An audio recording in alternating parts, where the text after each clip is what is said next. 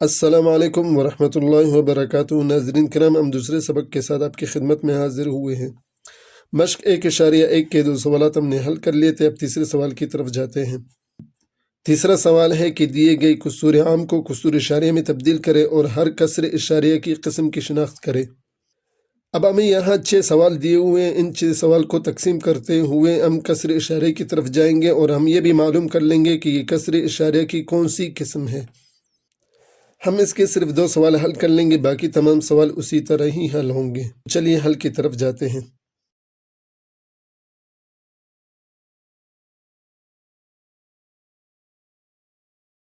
پہلا سوال ہے 1/8۔ اب اسے تقسیم کرتے ہیں۔ 1 چونکہ 8 سے چھوٹا ہے تو اس لیے ہم 0 اشاریہ لگا کر کے 0 بڑھا دیتے ہیں۔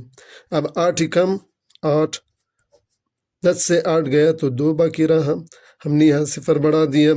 اب ہم پڑھیں گے 8 × 8، 8 × 2 16۔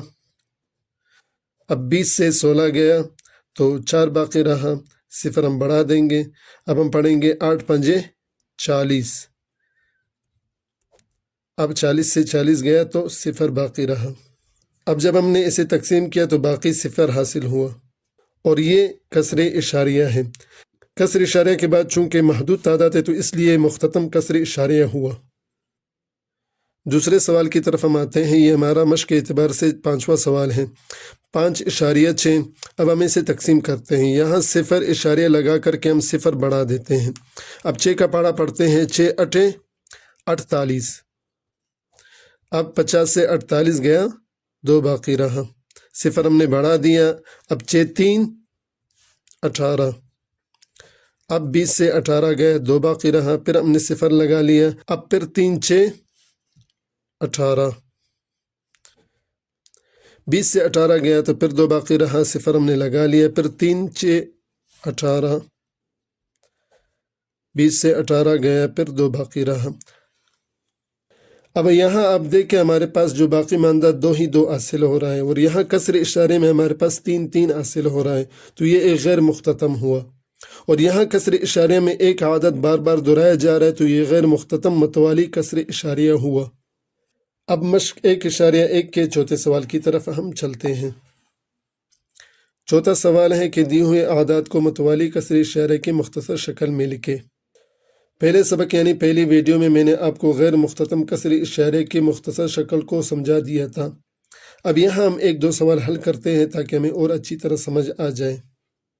ہم حل کی طرف جاتے ہیں۔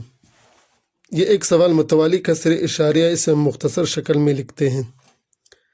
تو اب یہاں دیکھیں یہ عدد جو بار بار دہرایا جا رہا ہے، اسے ہم ایک دفعہ لکھ کر کے اس کے اوپر ہم بار لگا دیتے ہیں تو یہ مختصر شکل ہو جائے گی اس کی۔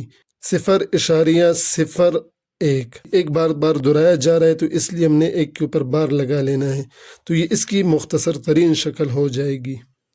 یہ دوسرا سوال ہے متوالی کسر اشاریہ کیسے مختصر شکل میں کس طرح لکھ سکتے ہیں۔ اب یہاں دیکھیں 25.676767 ..